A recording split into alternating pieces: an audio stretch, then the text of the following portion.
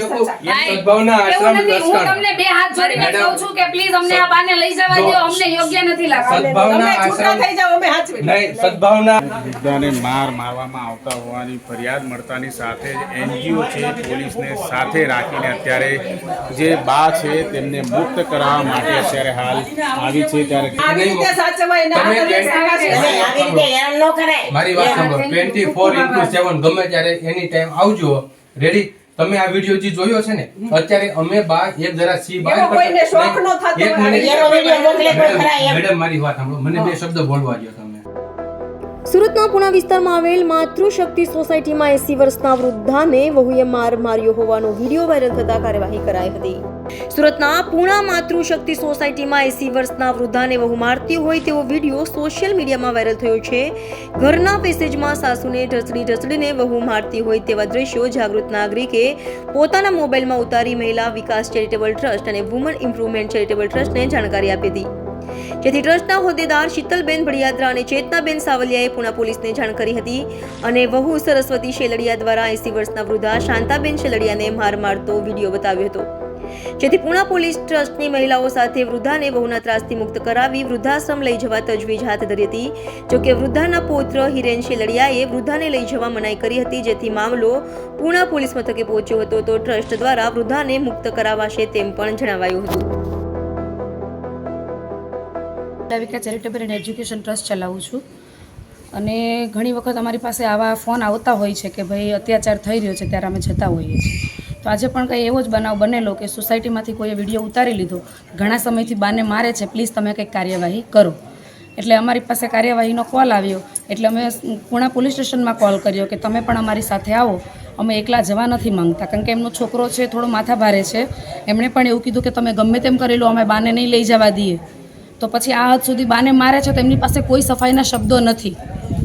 એ તો કે ટોયલેટ કુડાડે છે એટલે મારે છે. તો અત્યારે વૃદ્ધ સમયે તો કોઈ પણ માણસ હોય એવું જ બની જવાનું છે. તો એમને સાચવવાની આપણી જવાબદારી હોય છે કે એમણે એમની પોતાનું આખું ઘર બધું પરિવાર આપણને સોંપ્યું હોય છે, એમની પોતાની મૂડી પણ આપણને સોંપી દીધી હોય છે. એમનો ખૂબ મોટો બિઝનેસ છે, વરણી ક્રિએશન ખૂબ મોટા પાયે છે હેન્ડીક્રાફ્ટનું. તો એ લેડીઝ નર્સ પણ રાખી શકે છે, એના બદલે પાટા મારીને બાને હેરાન કરે છે. તો અમે એમને વૃદ્ધાશ્રમમાં મૂકીને એમની સેવા ચાકરી સારી થાય એનો અમે કાર્યવાહી કરી રહ્યા છીએ, પોલીસ કેસ કરીને. પણ એમના દીકરા ના પાડે છે કે અમે લઈ જવા નહીં દઈએ કોઈ પણ સંજોગોમાં, એવું કહે છે. મોકલો કે બેન આવી રીતે એક બાને હેરાન કરે છે. તો એની પાસેથી મેં ડિટેલ લઈને મારી ફ્રેન્ડ શીતલબેનને ફોન કર્યો અને અમે અહીંયા પોલીસને લઈને આવ્યા છે માતૃશક્તિ સોસાયટી 31-32 નંબરમાં. અને જોયું તો બા ખાટલામાં પડ્યા હતા. અત્યારે તો બાને બધી સર્વિસ આપે છે, પણ લોકોને દેખાવ માટે, કારણ કે એ લોકોને ખબર પડી ગઈ હતી કે હવે આ બધાને ખબર પડી ગઈ છે, એટલે હવે સાચવવાનો દેખાવ કરે છે લોકો, મતલબ સાચવતા નથી અને પાછળથી હેરાન કરે છે. અને આજુબાજુવાળા કોઈ બોલતા નથી એ લોકોના ડરથી.